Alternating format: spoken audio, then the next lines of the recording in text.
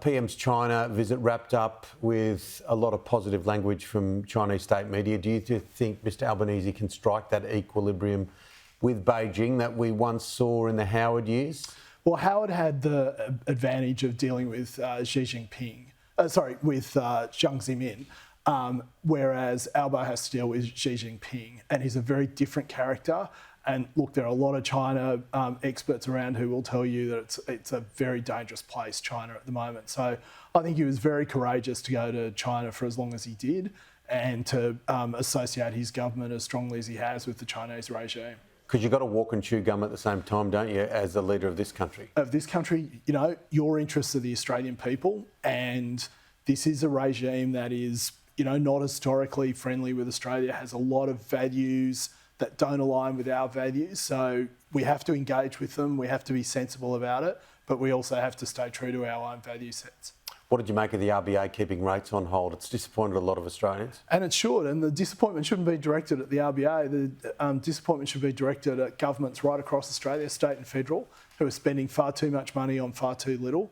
And if you look just between the lines of what the RBA governor is saying, she's making it very clear that until government spending comes under control, there will be inflationary pressure in the Australian economy, and that's what we're witnessing at the moment.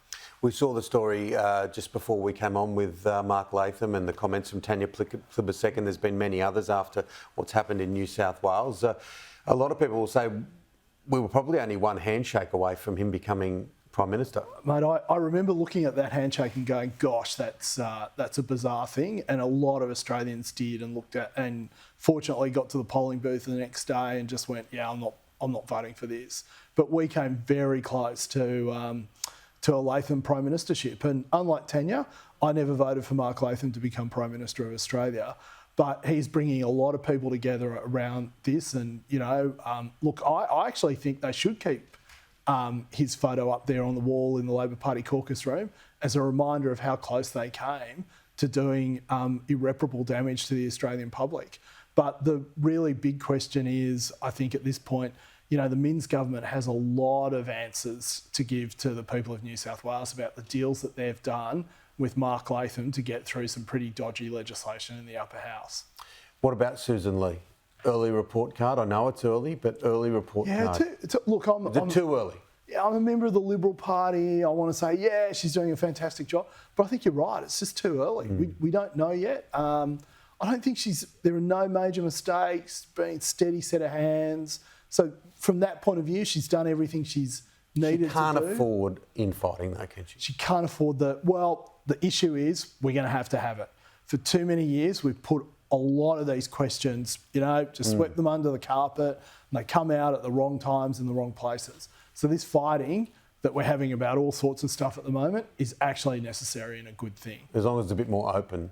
It's pretty open at the moment. That's what I'm saying. I'm talking about the more clandestine stuff. Oh, yeah, and that's the thing, right? So it's all been going daggers in the dark type stuff, but it's out in the open. People can see what people are saying and let the best argument win, the best idea emerge. What did you make of the Trump split with MAGA supporters over the Epstein issue? No, this is fascinating. It's potentially hugely damaging for him. It's really damaging because in the past he's been able to get away with anything with his MAGA supporters, but at the moment they're not letting him off this one. And look, I think Pam Bondi, who's the AG over there, massively misplayed this, you know, leaned into the conspiracy theory stuff. So when they didn't release the files, now we have a situation where everyone's turning around saying, hey, where's the files? You're part of the swamp. You know, why are you letting us down? So, yeah, this will be fascinating how it plays out, I have to say, because otherwise, you know, Trump's not very popular in Australia, but he's actually getting a lot of wins on the board in international affairs, in the economy, in legislative achievements. But this thing now looks like it might overshadow all of them. But his disapproval rating in the States is at record highs. Oh, it's always been high. I mean, the interesting thing is Biden got to like 60%, fell to 30%. Trump's disapproval's always been in the high 40s. Approval's always been in the high 40s, and it never moves. No matter, I mean, if he cured cancer, I think someone said if he cured cancer, the story in the New York Times would be Trump makes cardiologists unemployed. Well, there you go. We'll finish there. Thank you, mate. Jason, we'll do it again soon. Look forward to it. Jason Falinski, thank you.